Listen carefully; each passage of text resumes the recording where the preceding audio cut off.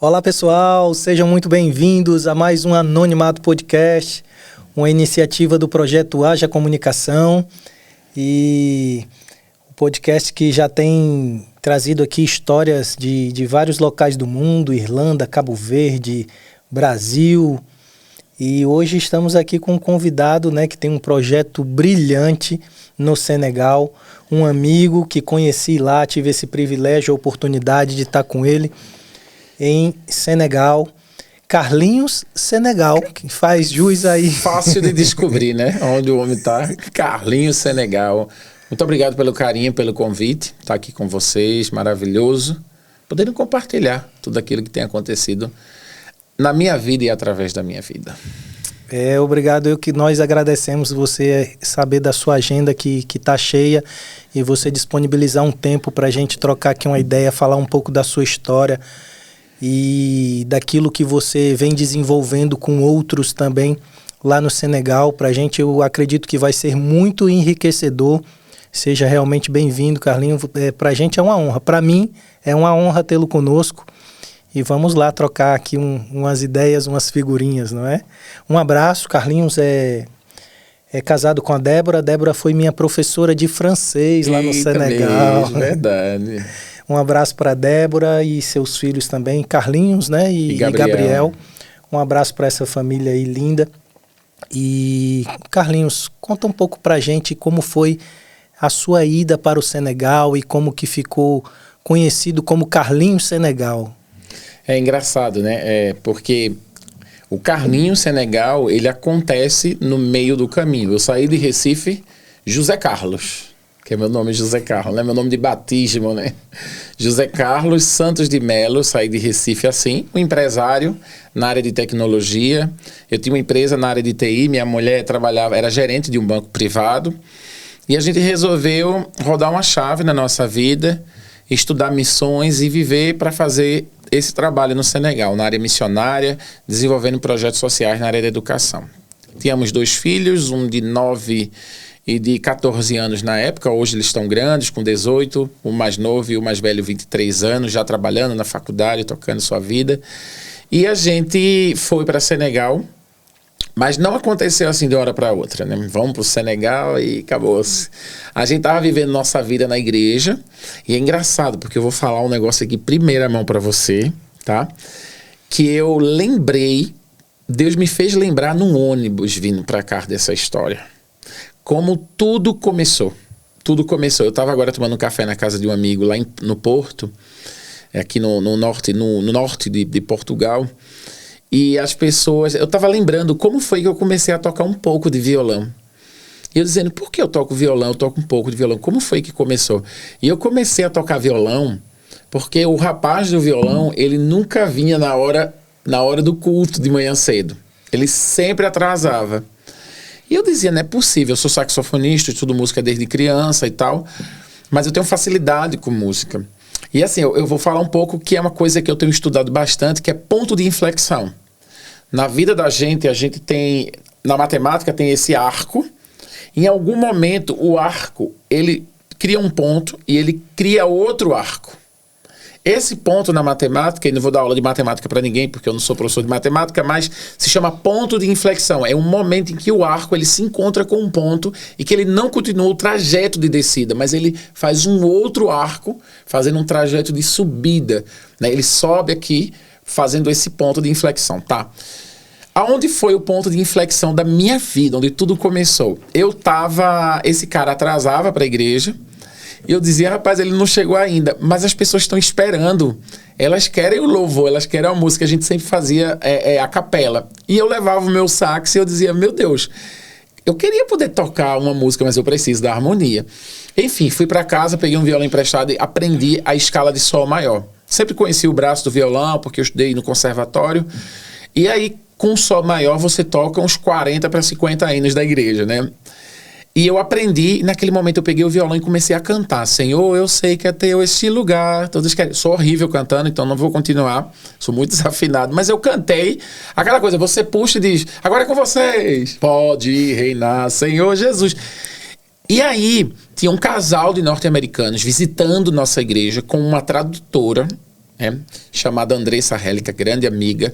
E esse casal olhou para mim cantando e tocando e disse: quem é esse cara? Meu Deus do céu, eu tô sentindo alguma coisa ao ver ele tocar e ao ver ele cantar. E vai ter um curso de missões no Rio de Janeiro que vai ser durante 15 dias, vai vir pessoas do mundo todo. E nesse curso de missões vai ser ministrado aulas na área de missões, tal. Beleza, quando eu desci, a gente abriu a escola dominical, teve sala, tal. No final eles me procuraram com a tradutora e disseram: olha, Deus está mandando eu te dizer que você tem que fazer esse curso de missões. São 15 dias no Rio de Janeiro, lá em Teresópolis. Eu disse para ele: vê só, primeira coisa, eu não tenho grana para fazer isso, porque ele queria que fosse toda a família, eu, minha mulher e meus filhos. Eu não tenho grana para isso, para ir lá no Rio de Janeiro e tal. Segunda coisa, eu acho que eu não consigo tempo, porque não é período de férias e tal. Aí eles disseram: olha só, a gente paga tudo para você e todos os custos de viagem, hospedagem, alimentação. Deus está mandando dizer isso para você. Eu lembrei isso hoje de manhã. Isso eu tinha apagado da memória.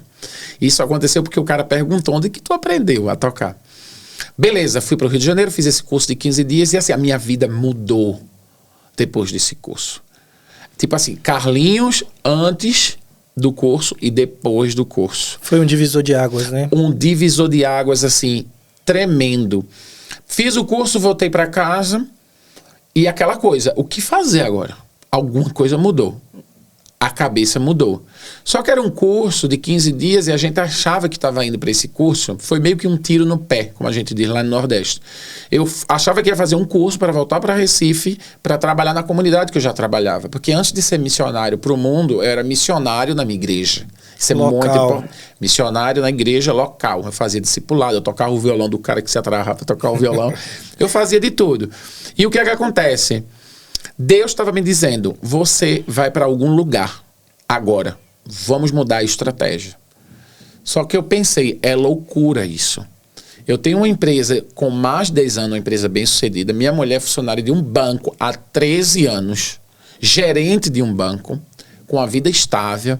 E é muito engraçado porque muita gente que talvez esteja ouvindo essa história esteja pensando: Deus vai me chamar porque eu estou sem ter o que fazer. Isso é muito louco. Ou você vai pensar: não, eu tenho uma vida estável, eu acho que Deus está me chamando para eu mandar uma grana para alguém, mas não é para eu ir, né?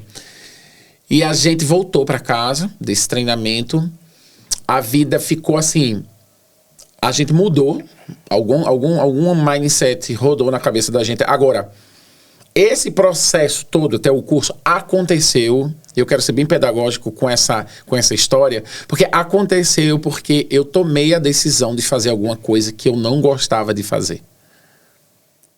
É muito importante, porque não é sobre o que a gente gosta, não é sobre o que a gente quer, é sobre o que é necessário fazer a missão. Tem que fazer. Tem que fazer. Então, às vezes, a gente está no processo missionário e a gente está dizendo: ah, isso tem nada a ver comigo. Ah, isso não é para mim, eu não estudei isso na faculdade. Ah, eu não sei fazer isso. Então, muita gente, e é engraçado porque eu descobri, depois desse processo, que Deus, ele derrama sobre a terra, todos os dias, oportunidades de você viver com ele, de você fazer parte da obra dele. E todos os dias a gente perde oportunidade que é dada por Deus. Foi dada, talvez, essa oportunidade para a pessoa que ia tocar o violão. Como ele não veio, a oportunidade foi dada a mim. É muito engraçado isso. E eu não era nem a pessoa certa, porque eu não canto bem, não canto bem. E não toco bem violão, mas eu estava lá na hora... Estava disponível, né? Na hora que Deus atirou a flecha. A flecha pegou em mim. É muito importante que você esteja pronto, esteja pronta, né?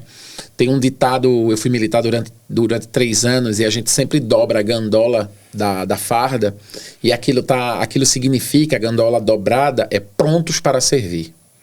Quando você está em serviço, você desce a gandola.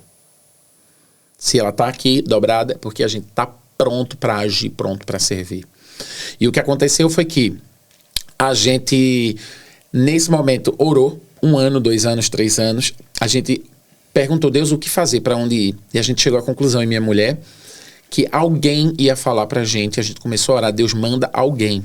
Alguém que a gente confia, alguém que a gente admira, alguém que a gente sabe que é do Senhor. E o nosso professor desse curso, um dos professores da base, né, ele entrou em contato, um norte-americano chamado Benjamin, que é um grande mentor da minha vida, ele disse: Carlinhos, existe uma oportunidade no Senegal, tem 2 missionários da nossa missão lá, e esses missionários, eles estão lá, vai receber vocês. Tira férias e vai lá. Agora sim, ninguém tira férias para ir no Senegal, não é um hábito do brasileiro. O brasileiro vai em Miami, vai na França, vem aqui em Portugal. Claro. É uma rota natural das férias de brasileiro. E aí eu disse, Senegal, e veio aquela música, Senegal. Eu disse, caramba, Senegal estava aqui na vida da gente, né? Mama África, minha mãe deve ser legal, Senegal no Senegal. Tudo que tinha sobre Senegal na minha vida começou a vir na minha cabeça, as músicas, a arte. E eu disse, Senegal, comecei a pesquisar. E esse professor disse, Débora fala francês. Débora trabalhava no banco, né, e era professora de francês da Aliança Francesa, que é o melhor curso do Brasil de francês. E ele disse, fala francês. Vai lá, cara. Tira um tempo para ti, descansa, conhece o país. Se não der em nada, não deu em nada. Você volta para casa e toca a sua vida. E foi nesse primeiro contato com o país que a gente entendeu que era um chamado de Deus para aquele lugar.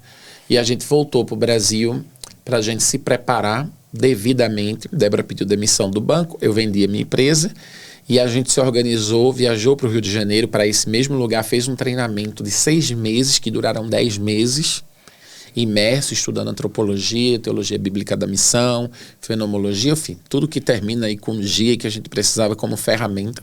A gente estudou para ser enviado para o campo. Eu acho até que, se eu não me engano, a Débora lançou alguns conteúdos falando de como se preparar para ir para o campo transcultural, né? Exatamente. Alguma coisa nesse sentido. Onde que as pessoas podem ver um pouco sobre isso? Porque é interessante para você não chegar de qualquer maneira, digamos assim, e ser surpreendido por tantas coisas que o campo transcultural pode trazer, inclusive o choque, né? O choque transcultural que é real, né?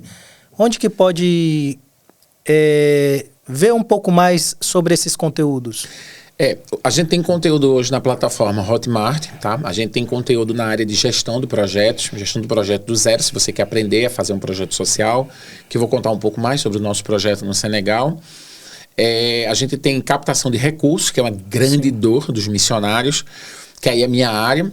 Débora fez uma pós em antropologia, eu fiz uma pós em gestão de projetos, para a gente cada um ficar legal na sua área. E Débora hoje ela é professora de imersão cultural, então ela dá aula de como você entrar numa cultura, aprender língua estrangeira, né? Ela é poliglota, fala 5 línguas, uma delas é a língua do Senegal, o Wolof, fala Sim. muito bem. E ela dá aula de como você redigir uma carta informativa, como você informar sobre o seu projeto. Ela também fala sobre choque cultural, cosmovisão, ou seja, todas essas ferramentas que você precisa hoje para que você tenha uma missão de sucesso, no sentido de você chegou no país, você imerge na cultura, aprende bem a língua, que tudo isso vão ser ferramentas para que você possa levar a mensagem do evangelho. Porque se você chega num campo transcultural e você não entende cultura, você vai transmitir uma mensagem segundo a sua cosmovisão, segundo a sua visão de mundo. E as pessoas não vão compreender. Então é muito importante que esse processo de imersão cultural inicial, ele seja feito de forma muito cuidadosa para que você tenha cultura suficiente para você contextualizar a mensagem. Então, se tiver um espaço aqui embaixo do canal, eu vou deixar Sim. os links, eu vou mandar os links para você. Se você quiser fazer um curso, está totalmente online. Você faz online. Eu vou inclusive criar um cupom para vocês, tá? Com um desconto chamado Anonimato. Ok? Vai estar o cupom aqui embaixo. Olha aí, coisa boa. Quem assistir esse vídeo, quem assistir esse podcast, já tem um desconto nas nossas aulas. Faz a tua aula, se prepara. E não é só para quem está no campo transcultural fora do Brasil. O Brasil é um país continental. Né? Se você sai do Recife, se você vai para o Centro-Oeste, por exemplo, eu estou indo para Brasília agora, é outra cultura. Sim. Se você vai para uma cidade chamada, digamos, Guarantã do Norte, Peixoto Azevedo, no extremo norte do Mato Grosso, você vai ouvir caiapó no meio da rua. Você vai ouvir as línguas nativas do Brasil. São mais de 350 línguas e dialetos dentro do nosso país. Fora a cultura, que é muito diferente. Então, você entender cultura para que você possa se adaptar bem, adaptar seus filhos, né? É muito importante. E após a chegada no Senegal, vocês voltaram para o Brasil, tomaram a decisão, foram para para Senegal novamente. Como foram desenvolvidos os primeiros trabalhos no Senegal? O que foi que vocês levaram de oportunidades para as pessoas no Senegal? Como que foi esse início? E há quanto tempo? Há quanto tempo, né? É um processo bem interessante, porque inicialmente eu indico que os missionários não façam nada no país. Por quê? É muito comum você querer exportar, você querer importar o seu projeto. Ou seja, eu tinha um projeto que funcionava em Recife, agora eu quero levar para Senegal. Só que Senegal e Recife têm cultura distinta, línguas distintas, né? O povo se comporta e vive de uma forma diferente. Então, após esse tempo de imersão cultural, que dura entre 1 e 2 anos, eu aprendi a língua francesa, Débora aprendeu o Wolof, porque ela já falava francês, e a gente foi convocado, a igreja começou a buscar a gente. Carlinhos, você mexe com informática. Débora, você fala otimamente francês. Eles ficavam assim, poxa, como ela é brasileira e fala um francês tão bem. E eles mesmos pediram pra gente, olha, teria como você alfabetizar as mulheres, porque o índice de analfabetismo no Senegal de mulher é muito alto. E aí Débora disse, claro, e aí vamos criar uma metodologia, vamos estudar, né, algo parecido, alguns projetos que estejam sendo, né, feitos aí pelo mundo afora, e a gente criou um método de alfabetização para mulheres. Ela começou a alfabetizar mulheres na nossa igreja, né? E os jovens vieram dizendo, Carlinhos, a gente não está trabalhando, a gente precisa trabalhar, ajuda a gente. Você entende de informática, a gente já soube disso e tal. E eu peguei e comecei um curso de informática em um quarto da igreja. Foi muito interessante porque, já deixo uma dica para vocês, sempre quando a gente pensa em projeto social, a gente pensa em começar grande. Eu não tenho uma mesa, eu não tenho um microfone, eu não tenho nada. Eu peguei um computador velho que eu tinha, com teclado, monitor, e eu ensinei o básico. Às vezes as pessoas não sabem o básico. E o que é o básico para você é algo muito grandioso para as pessoas que não sabem de nada. E isso era muito difícil de eu entender. Por quê? Porque a gente vem num mundo onde as pessoas, todo mundo já usa celular, já usa computador, já faz tudo. E é muito engraçado porque eu me perguntei, Senhor, eu fiz faculdade, eu estudei na faculdade, eu sei montar um servidor, eu sei fazer algo assim surpreendente na minha área, eu trabalho com fibra ótica e tal.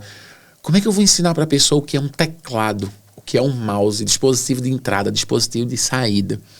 E é engraçado porque Deus falou comigo, dizendo assim, filho, eu chamei você para fazer as coisas mais simples da vida. O evangelho, ele é simples assim. E às vezes a gente complica muito. Então eu peguei um computador velho e cheguei para o pessoal, era mais ou menos 10 pessoas, a grande maior parte mulher. E eu disse, olha gente, eu falo mal francês, então a gente vai fazer uma troca aqui. Vocês me ensinam francês, eu ensino informática para vocês. Né? Existe um provérbio africano que diz que ensinar é aprender 2 vezes. E foi exatamente isso que aconteceu comigo. Eu comecei a ensinar, e quando eu não conjugava o verbo, eu falava, opa, conjuga o verbo. Eu disse, opa, vou conjugar. E foi um processo bem interessante, porque a gente formou a nossa primeira turma, e no final dessa primeira turma, eu já estava falando muito melhor francês.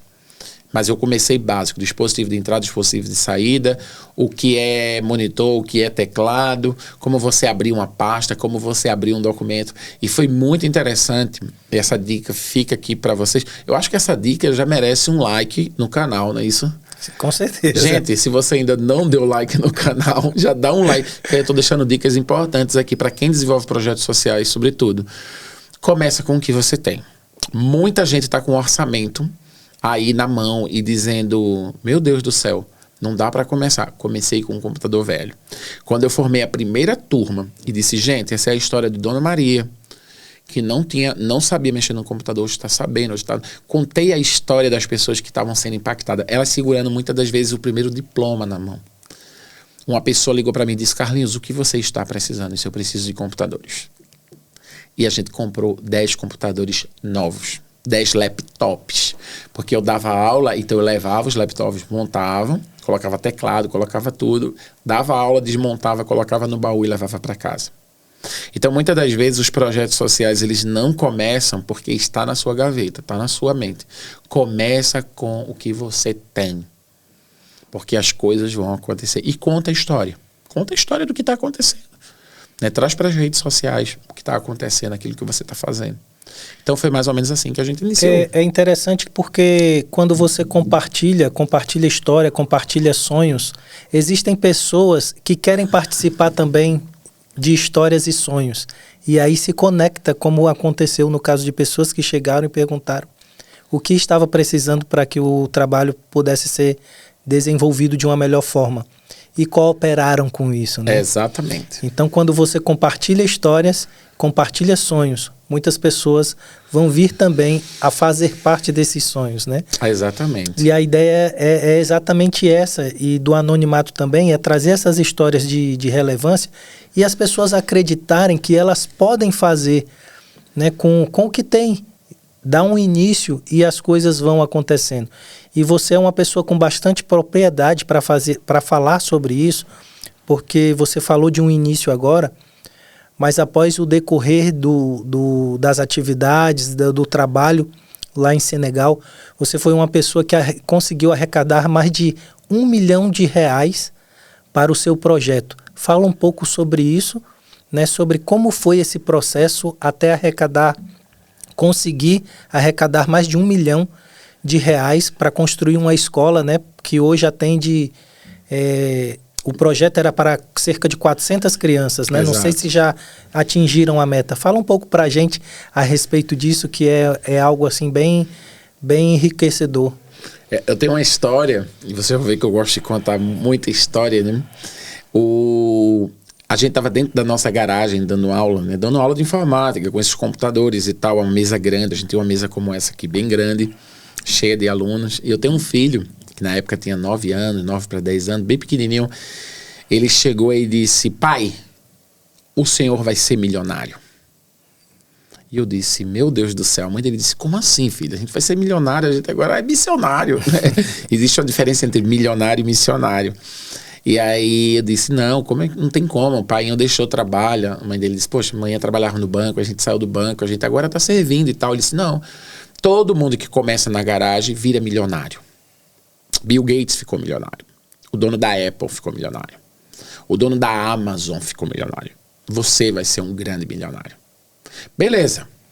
A gente olhou para uma criança de 10 anos e disse: tá certo, filho, né? Se Deus quiser, quem não quer R$1 milhão? E aí a gente continuou fazendo o nosso projeto dentro da garagem. A garagem eram 4 alunos, 5 alunos, 6 alunos, 10 alunos, 20 alunos, 30 alunos, 50 alunos, 100 alunos formados. Gente, o negócio assim tomou uma proporção, porque só demorou a gente formar o primeiro 4 e empregar os primeiros 4. Porque a gente fechou o ciclo. O ciclo era formação, estágio e emprego. Quando a comunidade viu aqueles 4 jovens trabalhando numa multinacional, europeia inclusive, na área de telefonia, o pessoal enlouqueceu e começaram a bater na minha porta. Só que era uma garagem ruim, um negócio muito improvisado. E aí vem mais uma vez a lição: faça muito com pouco. Faça com o que você tem. Comece. A gente varria, a gente limpava, a gente tirava os ratos, as baratas, a gente tinha uma sala de aula. E aí chegou um momento que não dava mais a garagem. A gente saiu da garagem e a gente alugou um apartamento, porque começou as pessoas se envolverem com a gente. Muita gente mandando recurso, a gente saiu dali, alugou um espaço maior, nasceu o Instituto Dorcas de Ensino. Foi muito engraçado porque não era a minha pretensão começar um instituto, ter uma empresa, ter uma ONG. A ideia era formar aqueles 4 jovens. Só que aí tem uma dica muito grande que eu vou deixar para vocês aqui de captação de recursos, tá? Essa é uma dica que talvez tenha sido a principal dica que me fez captar R$1 milhão. E eu acho que essa dica merece o like no vídeo. Se você não deu o like ainda, dê, por favor. Porque esse pessoal tem muito trabalho aqui para poder gravar esse podcast. Comunicação e execução. Faz e comunica. Faz e comunica. E aí você vai dizer: Carlinhos, isso é bíblico? Só é bíblico porque Jesus fez e os discípulos comunicaram. Tudo que a gente sabe da Bíblia foi comunicado. Foi comunicado numa língua fácil de se comunicar, que era o grego, koiné, e foi comunicado para que as pessoas pudessem saber da história de Jesus. O cego Bartimeu, o homem no tanque de Betesda, a mulher com fluxo de sangue. São histórias de pessoas. Jesus fazia e eles memorizaram através da cultura oral. 70 anos depois, escreveram isso e hoje a gente está aqui, conhecendo as histórias dos discípulos. E aí eu fazia o quê? Fazia e comunicava. Eu estava criando uma rede de pessoas, estava criando uma audiência de pessoas que estavam sabendo não só daquilo que Deus estava fazendo através da minha vida, mas também do resultado das pessoas. Fulano, Mohamed, agora está trabalhando. Xerife está trabalhando. As meninas estão trabalhando. Agora está tudo acontecendo. E o que aconteceu? A gente alugou um apartamento. A gente aumentou a quantidade de alunos. E alguns dos alunos viraram monitores e monitores viraram professores. E aí eu estabeleci 3 pilares para o projeto. Educação, protagonismo total local, ou seja, eu queria que as pessoas também se tornassem professores e donos, participantes ativamente do projeto, e autossustento. Então, o que eu fiz? Eu abri um ateliê de informática onde eu comecei a consertar computadores para ganhar uma grana mesmo, porque tinha uma carência muito grande do mercado local, de pessoas para consertar computadores. E as pessoas começaram a procurar a Débora para dar aula de francês. Você foi aluno de Débora. Sim. E você pagou pelo curso. Então, o seu recurso virou computador, virou água, virou luz, para as pessoas pudessem ter acesso a um curso de informática. Sim. As pessoas que não podiam pagar um valor integral. Então, a gente começou a receber recurso pelos trabalhos. Oi? O microfone? No caso, uma pergunta. Isso pode ser chamado de empreendedorismo social? Exatamente. No terceiro setor, a gente chama de empreendedorismo social. Nas missões, a gente chama de business as mission, que é negócios em missões. Então, através da necessidade, isso foi num período que o Brasil estava vivendo um processo de impeachment, o governo saindo, entrando, o dólar subiu muito e a gente perdeu metade da nossa capacidade de captação. Então, a gente começou a dar aula de francês para gringo na parte da manhã e o curso de alfabetização, que era o momento que as mulheres poderiam ir para o curso, né, depois do trabalho, à tarde. E eu, durante o tempo integral, eu consertava computadores, a gente tinha um ateliê de informática, né, um lugar de conserto, e também, no final da tarde, quando os garotos saíam da escola ou saíam do trabalho, eles iam estudar informática. Beleza, o Instituto Dorcas nasceu, todos os nossos professores e monitores eram senegaleses, a gente já tinha uma secretária, uma vice-diretora funcionando bem, estava tudo redondo. Naquele momento eu disse, Deus, terminei, combati o bom combate. Vou voltar para Recife, isso era mais ou menos 3 anos para 4 anos de campo. E aí, teve um momento da minha vida que eu comecei, eu tinha mais tempo, porque estava funcionando e a ideia era entregar o protagonismo, então, longe de ser uma pessoa que estava ali controlando o tempo todo, não, as pessoas estão funcionando, estão trabalhando, dei muita autonomia para eles, e eu comecei a visitar o interior do Senegal, na cidade de Thiadiaye, que é uma cidade a 130 quilômetros da capital Dakar, onde estava instalado o Instituto Dorcas, onde eu morava. Quando eu cheguei em Thiadiaye, eu comecei a ajudar um pastor da minha denominação, que pastoreava 5 igrejas e fazia projeto social. Eu comecei a investigar alguma coisa, estava com tempo, e eu percebi que ele fazia um projeto de nutrição. Então eu comecei a ir toda semana acompanhando o projeto de nutrição, aproveitei esse espaço também para aprender mais sobre cultura, aprender mais sobre a língua. Você sabe que é uma língua complexa, não é uma língua de origem latina, é uma língua nativa, a gente tem que estar no lugar e imergir no lugar para que a gente possa aprender. E nesse momento eu percebi que existia as crianças tinham um déficit muito grande de proteína e ferro. Cheguei a essa conclusão como? Tirei uma fotografia do cabelo de uma criança. As crianças são negras, mas ela estava com cabelo loiro. E uma nutricionista me disse, Carlinhos, existe um caso nas Ilhas Salomão, onde as pessoas são negras e têm um cabelo loiro, e foi descoberto que isso era um déficit tal. Eu disse, meu Deus do céu, não sou nutricionista. E como é que eu vou fazer? É muito importante porque muita gente que vai fazer missão, vai fazer projeto social, ele acha que não vai aprender nada. E assim, eu aprendi vários skills, várias habilidades sendo missionário. Na verdade, se eu colocar o Carlinhos analista de redes e o Carlinhos missionário, 80% do que eu sei hoje nasceu com um Carlinhos missionário. 80%. Olha que eu já fui para o campo com a vivência, faculdade. Não é? Eu aprendi mais 3 línguas. Eu aprendi a falar no microfone, porque eu sempre fui saxofonista da igreja, então eu nunca falava. E eu descobri que eu tinha essa habilidade para falar, para contar história. Enfim, cara, não tem como listar. Eu fiz mais uma faculdade de teologia, eu fiz uma pós-graduação em gestão de projetos.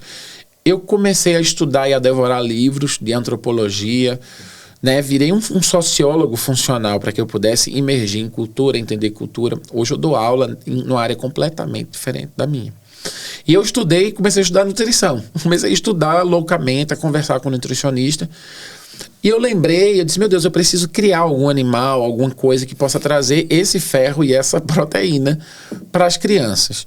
Eu comecei criando frango, mas lá em casa não tinha espaço. Lembre-se que a garagem ficou vazia. Lembra? Porque a gente saiu para um espaço, a minha garagem ficou vazia, então minha garagem virou um galinheiro. Minha mulher ficava doida da vida porque era barulho, era um cheiro horrível. E eu lembrei das codornas. Eu comecei a estudar essa ave. Por quê? Quando eu era criança, eu comia ovo de codorna. E eu descobri que o ovo de codorna ele tem 3 vezes a força, né, a propriedades do que um ovo de frango comum. Peguei uma caixa de papelão, peguei uma lâmpada e peguei um termômetro de farmácia. É muito interessante essa história, Augusto, porque a gente precisa fazer muito com pouco. Sempre foram... Os meus projetos começaram dessa forma. Vi no YouTube, botei 10 ovos, saíram 5 codorninhas. E eu fui saindo, 10, 20, 30, 40. Comprei uma chocadeira de porte médio. Eu tinha 150 aves na minha garagem quando começou. É muita ave. Kailek, foi você que fez a logomarca, você Mariana. E sua esposa, exatamente. E aí o que aconteceu? Eu não sabia o que fazer com tanto ovo, não estava nem dando conta, mas eu levava para esse projeto de nutrição, a intenção só era projeto de nutrição. Quando certo dia, o chefe da mesquita, na frente de casa tem uma mesquita, quem não sabe a mesquita é a igreja, né, o templo sagrado dos muçulmanos. O líder da mesquita é o imam, que é como se fosse o pastor da mesquita, o cara também que leu o Alcorão e tal, e cuida das pessoas. É o líder religioso. O líder religioso. E ele é também, tipo, o prefeito do bairro, porque se divide em subprefeituras, né? O líder do bairro. Bateu na minha porta e disse, que barulho é isso na sua garagem? E eu juro que eu pensei em mentir pra ele. Dizer, isso é uma coisa aí da Finhas Codornas. Mas eu disse, não. Isso são codornas que eu tô criando e tal. E nem disse pra que era. Aí eu disse, ele vai reclamar. Ele vai mandar eu tirar as codornas. Ele fez, você tem ovo de codorna? Eu disse, tenho. Ele fez, você vende esses ovos? Eu pensei rapidamente, disse, vendo. Você quer quantos? Me dá uma quantidade. Quanto é? Se faça um negócio, eu vou lhe dar 30 ovos para você levar, provar. Se você gostar, você volta. Fui lá dentro, peguei uma bandeja de ovo, saí esvaziando. Coloquei os ovinhos de codorna, embalei num plástico bem direitinho e disse, isso é seu. Isso é uma prova. Você vai levar, se você gostar, você volta. E aí eu fui para o computador, fiz um plano de negócio, estudei o mercado disso, através das redes sociais. Mais uma vez aproveitando a oportunidade, né? Exatamente. Gente, às vezes o ônibus passa uma só vez para você. Fiz um plano de negócio e eu comecei a vender ovo de codorna para esse cara. Eu descobri que os senegaleses, eles não comem o ovo de codorna por ser um ovo gostoso, a estética ser pequenininho. Eles comem porque é antiglicêmico, é rico em ferro, em proteína. Eles comem para curar anemia, ou seja, criança com anemia come muito. Coisa que eu não sabia, gente. Lá em Recife a gente bota dentro do caldinho o ovo de codorna. Nasceu um negócio que chegou a faturar dentro da minha garagem até R$5.000 por mês. R$5.000, na época, né, era muito dinheiro para o nosso projeto. Então a gente começou a manter o nosso projeto e a gente tinha 3 ativos: aula de francês, conserto de computador e ovos de codornas. E aí a gente, enfim, comecei a levar ovo de codorna para o interior, comecei a vender ovo de codorna. E nessa ida para o interior, eu cheguei lá, encontrei as crianças e eu perguntei para uma criança mais velha, por que você não está indo na escola? Ele disse, tio, é muito ruim. Eu ando 7 quilômetros para ir, 7 quilômetros para voltar. Chega lá, não tem aula, não tem telefone, não tem sinal de telefone. Se você olhar no Senegal, ele está no final do deserto, né, para começar aquele cinturão verde que cruza a África, né? A gente está falando do oeste da África, né?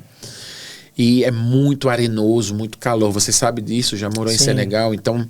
Tem até a tempestade de areia bem forte, não é? Muito. Não vou mais.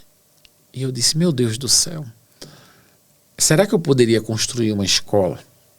Gente, é muito sério isso que eu vou dizer para vocês, porque toda vez que Deus desafia a gente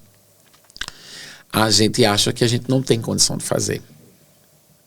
E eu já deixo aqui um conselho para você. Leia o Pentateuco, os livros de Moisés, para você conhecer a história de Moisés.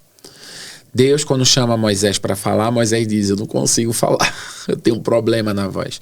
Deus sempre vai chamar você para capacitar você para aquilo que Ele quer fazer. Você nunca está pronto. Nunca vai estar lindo, nunca vai estar perfeito, nunca vai estar legal, nunca vai ser 100%. Eu acredito que seja até para que todos possam saber, inclusive nós, que é Ele, né? Que é Ele que está fazendo. Perfeitamente a sua colocação. Porque quando Deus me chama, Ele diz, Carlinhos, você vai construir uma escola. Vem na minha cabeça rapidamente, eu era o pior aluno da escola, é impossível de acontecer isso. E aí eu chego em casa, a nossa escola em Dakar, nosso curso profissionalizante, funcionando 100%, redondo, eu pronto para voltar para o Brasil. Eu jurava que com 4 anos de campo, acabou o meu serviço. E aí eu chego para minha mulher e digo, amor, Deus está mandando eu construir uma escola. E aí vem aquele pensamento novamente. Eu não tenho dinheiro para construir uma escola. É engraçado porque todo mundo que desenvolve projeto social, quando Deus dá um projeto, a primeira coisa que ele pensa é dinheiro. E a primeira coisa que a gente tem que pensar quando Deus dá um projeto é pensar em Deus. Porque Deus é o criador de todas as coisas. Deus mandou Noé construir uma arca. A arca foi construída. Ele não tinha condição de fazer aquilo sozinho, mas Deus deu força a ele para persistir até que a arca ficasse pronta. Deus mandou alguém construir o seu templo. E pessoas, artistas, artesãos da época, construíram o templo dele. Deus chamou Moisés, que não conseguia falar. Deus chamou tanta gente incapacitada para que pudesse fazer grandes coisas. E eu disse, Deus, eu não tenho recurso. E Deus disse, você tem recurso. Deus sabe a senha do seu banco. Deus sabe quanto você tem na sua conta bancária. Não se iluda com isso. E eu disse, verdade, Deus, eu tenho 19 mil reais. Eu tenho 19 mil reais. Ele disse, pega esse dinheiro, compra um terreno e construa um alicerce. Eu comprei um terreno, tenho até foto disso, eu construí um alicerce, eu botei o pé em cima, eu fiz uma foto e escrevi para os meus doadores. Gente, Deus me deu a visão, Deus me deu 19 mil reais e eu construí isso aqui com o meu dinheiro pessoal e eu quero construir uma escola que vai alcançar 400 crianças dentro de uma comunidade que, segundo a Secretaria de Educação do Senegal, é o lugar que menos tem escola no Senegal. E começou a construção de uma escola que durou ali mais ou menos em torno de 3 anos e meio para 4 anos. Eu levei 4 anos para construir essa escola. Quem quiser ver a escola, está no meu canal do YouTube, /Carlinhos Senegal, é o vídeo de capa. E só que é engraçado, porque essa escola foi construída e demorou muito para ser construída, porque Deus queria construir uma liderança. E eu costumo dizer, Augusto, que o primeiro campo missionário não é o outro, é o seu coração. Deus quer alcançar você primeiro, para que você consiga alcançar pessoas. E quando eu comecei a caminhar tijolo por tijolo, eu comecei a estabelecer liderança local, envolver os locais para que eles pudessem participar. Existe um processo todo. Quando eu terminei a escola, no ano de 2021, eu inaugurei a escola, a gente já tinha um diretor, a gente já tinha professores, a gente já tinha toda a mão de obra local foi da comunidade. A gente não tem nenhum gringo participante da construção da escola. Todos foram senegaleses, homens e mulheres que participaram da construção. Cristãos, muçulmanos, pessoas da comunidade que sabiam que ali precisava de uma escola. E uma coisa muito engraçada, para fechar essa história da profecia do meu filho de 10 anos, que começou lá dentro da garagem, que disse que eu ia ser milionário, quando a gente terminou, quando a gente inaugurou, quando o diretor lá puxou a bandeira, tudo, a gente fez a festa, no outro dia a gente sentou e fez o livro do projeto, com todas as notas fiscais, todas as planilhas, e a escola custou R$1.300.000. E aí veio na minha cabeça, meu filho profetizou sobre a minha vida, dizendo que eu seria um milionário. E eu fui o primeiro milionário da minha geração, da minha família, que arrecadou mais de R$1 milhão, passou pelo meu bolso mais de R$1 milhão, para que eu pudesse promover justiça no Senegal. Tem escola no Senegal, não é porque Carlinhos quer escola no Senegal, tem escola no Senegal porque Deus, através de Carlinhos e Débora, e dos meus filhos principalmente, construiu uma escola, porque Deus enxergou a necessidade naquele lugar. E nosso Deus é um Deus que promove justiça. Você falou sobre justiça, né? Como você define justiça social? A justiça social, veja só, Deus, ele ama todos e todas. E com certeza, muitas pessoas não têm porque outras têm demais. E Deus poderia simplesmente fazer isso sozinho. Mas ele nos deu o livre arbítrio, para que a gente pudesse escolher ser bom, ser ruim, ser egoísta. E quando Deus ele enxerga, é engraçado porque muita gente, quando volta, começa a trabalhar como missionário, ele acha que ele tem que fazer um trabalho. Não, Deus vai fazer o trabalho através dele. Se tem escola no Senegal, não sou eu, o mérito não é meu, o mérito é de Deus, porque Deus é que queria fazer e ele me usa. É uma oportunidade para nós, homens e mulheres que servimos a Deus. Então Deus, quando quer promover justiça, ele quer dar às crianças do Senegal aquilo que meus filhos também têm.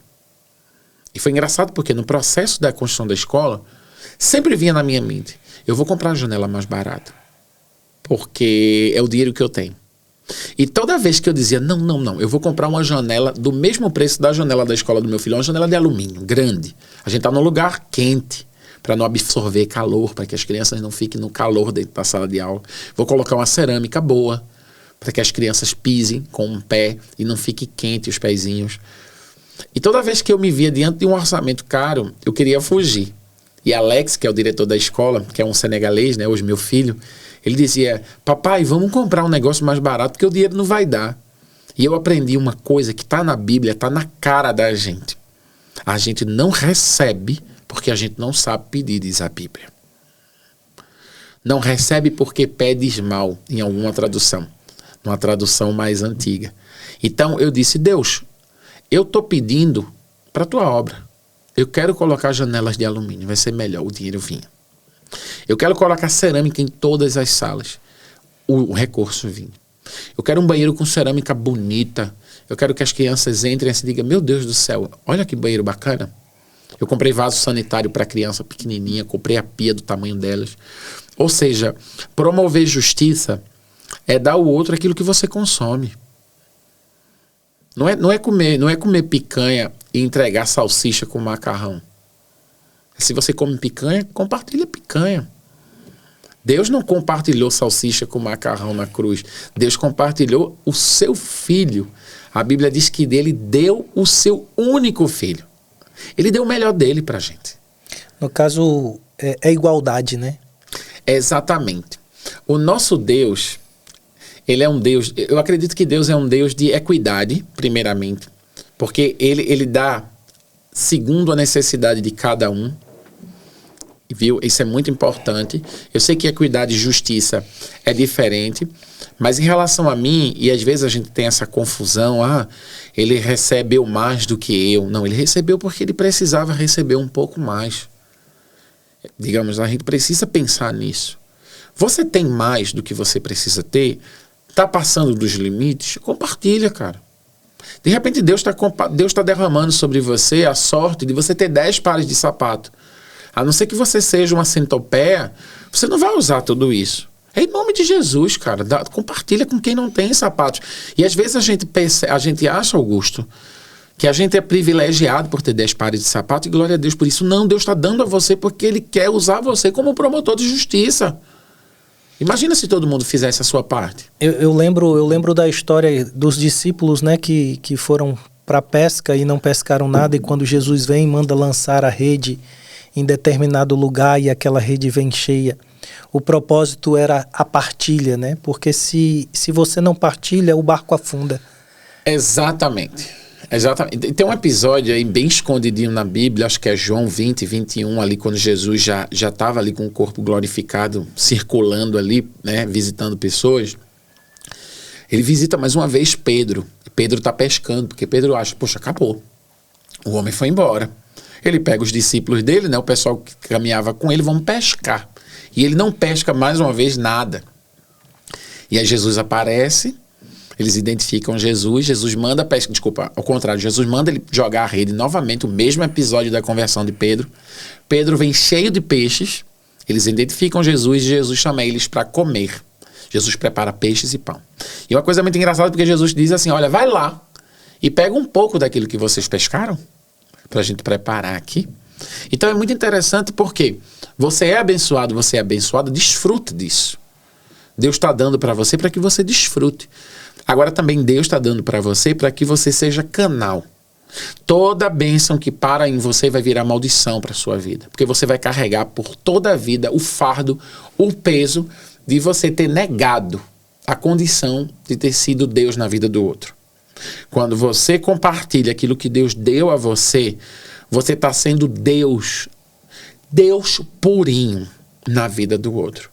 Porque quando uma pessoa olha para você e diz, rapaz, esse cara parece Deus na vida da gente. Esse cara é um anjo na vida da gente.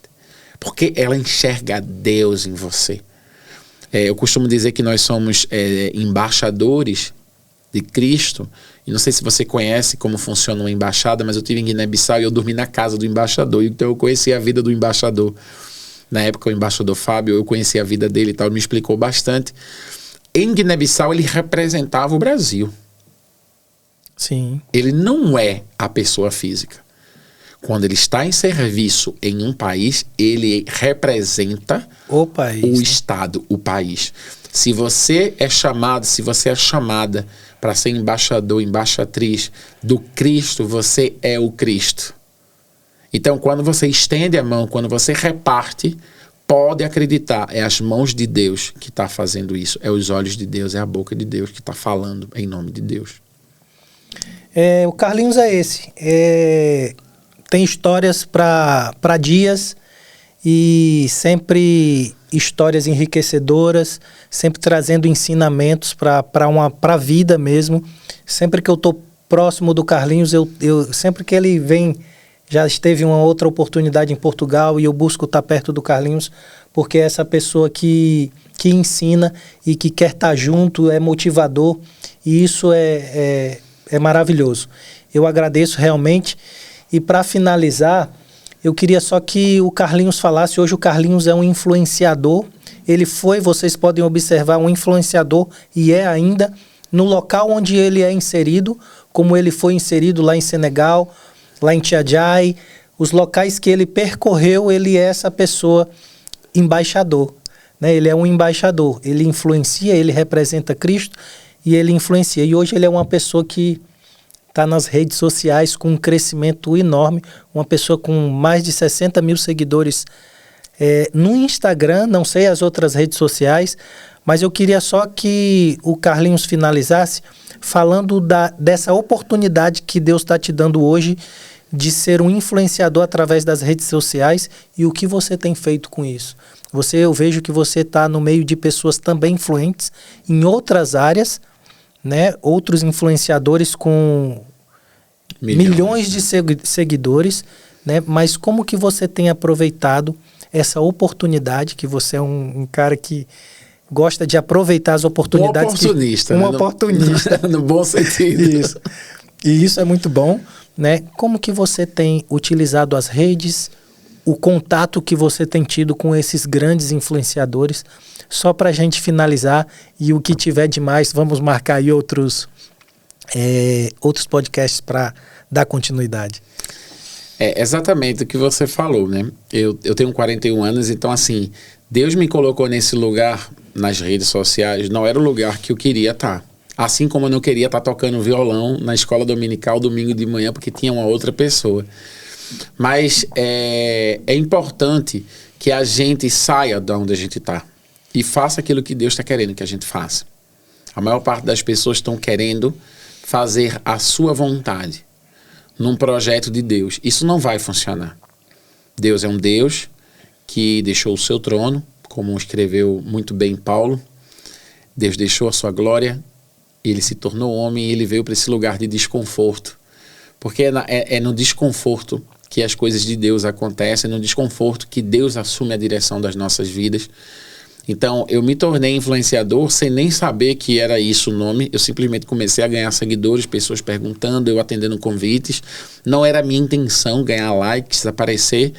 Mas no meio do caminho eu percebi que isso poderia ser uma ferramenta para que o evangelho alcançasse muito mais pessoas. Então eu disse, se isso é para a honra e glória de Deus, eu vou investir nisso. Mesmo sendo difícil para mim, não é fácil eu pegar celular, eu gravar, eu trazer uma mensagem. Comunicar. E outra coisa, para mim é até simples falar, comunicar, não é uma coisa tão difícil. Falar, você está vendo aqui, se deixar eu falo 5, 6 horas, eu tenho muita história para contar. Mas é aquela coisa, pegar o celular, acordar de manhã, ter que postar, ter que fazer um vídeo. Existem muitas habilidades que eu tive que desenvolver, como fazer edição de vídeo, como entender de som, como entender... Enfim, coisas que eu já tinha faculdade, eu já tinha minha faculdade, meu curso superior, meu trabalho, eu poderia estar vivendo onde eu estava vivendo. Mas eu resolvi dar esse passo, porque eu percebi que a juventude, ela precisa de referência. E a juventude está na internet. Na internet tem muita porcaria. Muita coisa que desvia a nossa juventude. E eu disse, aonde eu preciso estar? Aonde é que tem que estar a minha voz? Então eu comecei nada mais nada menos que compartilhar os meus pensamentos, as minhas ideias, as minhas reflexões. Eu sou um cara que lê a Bíblia todo dia, eu estou sempre conversando com Deus. E eu disse, não, eu vou conversar na internet aquilo que eu tenho falado com Deus. E eu tenho visto que muita gente tem sido impactada, sobretudo os jovens têm sido impactados. Então, não é fácil, como nada é fácil, mas deixando aqui essa reflexão para você. Quando Jesus é batizado por João Batista, ele vai para o deserto. E é no deserto, é para o deserto que o Espírito Santo conduz ele. Mas o texto diz que o diabo conduz ele para o monte. Nem todo monte é de Deus. E a gente está sempre querendo ir para o monte. Para o lugar de conforto, para o lugar onde a gente não vai ser desafiado, para o lugar onde a gente vai ter autoridade, onde a gente tem as coisas da gente. Mas foi no deserto para onde o Espírito Santo conduziu o nosso mestre. Que esse texto, que essa mensagem, que essa história seja um guia para a gente. Deus tem me conduzido para vários desertos e esses desertos que têm transformado a minha vida, que têm me aproximado de Deus. Hoje eu estou conseguindo caminhar com vários influenciadores, pessoas que têm 1 milhão, 2 milhões de seguidores. Acabei de vir, né, aqui de Porto, de um local onde tem muitos influenciadores. E todos chamam, meu pastor, esse é o meu pastor. Porque eu consigo trazer a mensagem, eu me comunico muito bem com eles por causa do segmento, né? A gente conversa muitas coisas relacionadas a marketing digital, a rede social. E Deus tem aberto portas para que eu pudesse ser Ele no meio dessas pessoas. Mas isso não muda. Se Deus chamou você para falar com a Bíblia na mão de papel, fala. Se Deus chamou você para falar nas redes sociais, fala. E é engraçado porque quando você entra nas redes sociais, se levanta uma legião de pessoas dizendo, olha, ele virou isso, ele virou blogueiro, é isso mesmo que eu virei blogueiro. Eu virei digital influencer, esses nomes modernos que a juventude cria. O que eu virar nessa vida, que seja para a honra e glória do Senhor Jesus. É isso. Muito bom, muito enriquecedor mesmo, muito enriquecedora essa conversa, Carlinhos, como sempre é. Mais uma vez, muito obrigado. E você terminou com uma fala que diz muito a respeito de quem é Carlinhos. Fala sobre a questão da justiça, tudo que você desenvolveu no Senegal, que você continua desenvolvendo e agora de uma outra forma nas redes e... Enfim, me trouxe à memória um versículo, né, que está lá em Mateus 5,16, que fala a respeito disso. Praticar justiça, né, seria praticar boas obras, né, do modo que Jesus nos ordenou. Uhum. Né, e lá em Mateus 5,16 diz, assim resplandeça a vossa luz diante dos homens, para que vejam as vossas boas obras e glorifiquem a vosso Pai que está nos céus. Ou seja, todas as oportunidades que você aproveitou, que você tem aproveitado, todas essas oportunidades aproveitadas com o propósito de apontar para o Pai. Né? Então, amém. Parabéns pelo seu trabalho, que Deus continue te direcionando, te dando sabedoria diante de cada circunstância, de cada situação que você se depara e que continue avançando, né? Geralmente arrasta para cima, né? Arrasta para cima. Que continue sempre arrastando para cima. Amém, amém. Posso dar só um alô para a galera que está aqui na minha live? Quase 250 pessoas online assistindo agora a gente falando. Galera, segue aqui, se inscreve aqui no Anonimato, participa, tem sempre coisa boa aqui. Muito obrigado a todos e todas que estiveram aqui na nossa live também. Um beijo para vocês, que o Senhor seja o Deus da tua vida também. Um abraço. Vamos embora, né? Arrasta para cima. Arrasta para cima. Pessoal, nós ficamos por aqui nesse episódio. Acompanhe os outros episódios também. Se inscrevam no canal. Vamos deixar aqui também as redes do Carlinhos, o canal de YouTube dele também. Tem muita história enriquecedora, além disso aqui, que você pode acompanhar nas redes. Então, muito obrigado por terem nos acompanhado até aqui. E como diz o Carlinhos, arrasta para cima.